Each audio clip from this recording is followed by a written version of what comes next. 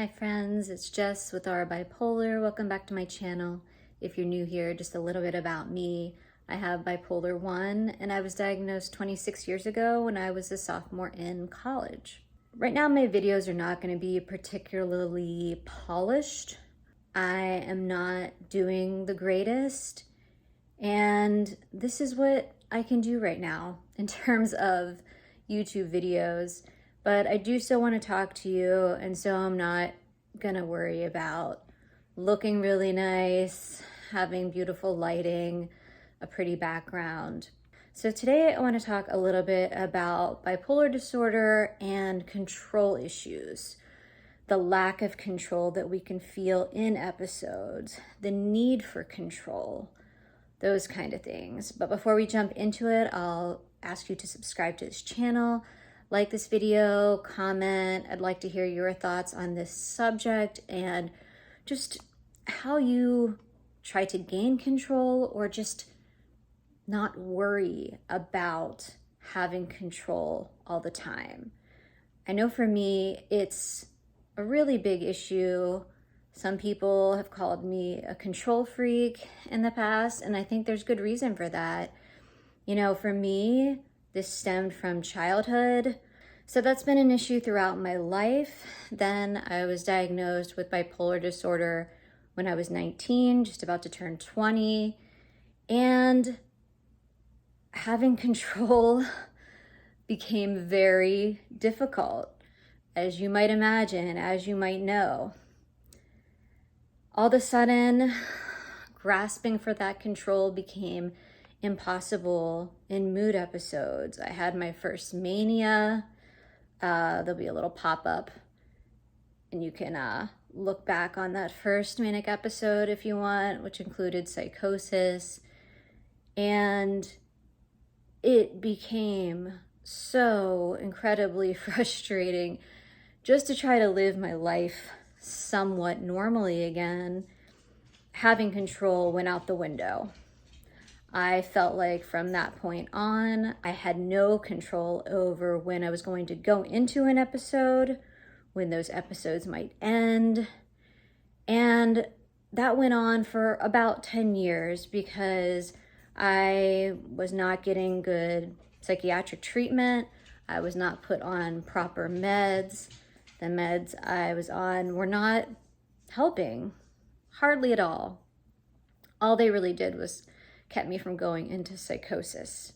But I was having rapid cycling. I was having depression or mania every month pretty much. And it was like, you know, it was raw dogging life. I did have to relinquish control. There was no choice. So in a way, I mean, is that good that I had to learn to give up control? Maybe in the sense of my control issues, but I was having terrible psychiatric symptoms.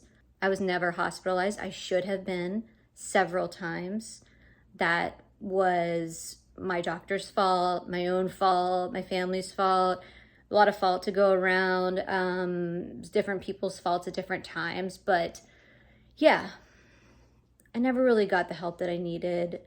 And it took me giving up on meds completely, going off meds for about a year, and then of course going into terrible mania and psychosis because of that, to find another doctor, advocate for myself, get on the right meds for me, which, as we all know, meds aren't everything. Meds aren't going to solve all our symptoms.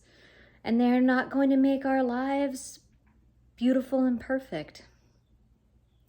But it really is impossible to get through life, at least for someone like me, unless I have meds that are pretty damn good. Once I finally did that, I did feel like I had some control over my disorder. I didn't feel like I could just wake up anytime with mania or depression. I know a lot of people do feel that way, but at this point in my life, I do have some control because of my meds. I also take an antipsychotic. The one I take is Seroquel. That gives me a little added control along with the lithium I take. And I talk about the Seroquel because I also use it as a rescue med. Now that goes for hypomania and mania, so I can take a little extra per my doctor when I am having those kinds of symptoms. But if you're like me, depression feels very out of control because I have never found like a medication that I can just take sort of as a rescue med for depression. It's like if I go into it, that's it. It needs to be prevented, or I am completely out of control with trying to get out of it. It has to run its course. Living with this disorder, gosh, it's definitely an exercise in control and what you can control and what you can't. And I don't think I have a great handle on it, even after all these years.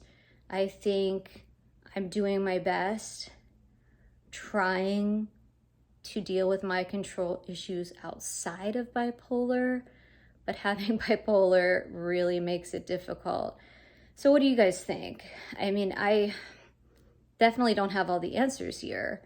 I would love to know what you do to maintain control in your lives and to also let go of control when you need to. All right, thank you for watching this video. I'll see you in the next one. Bye.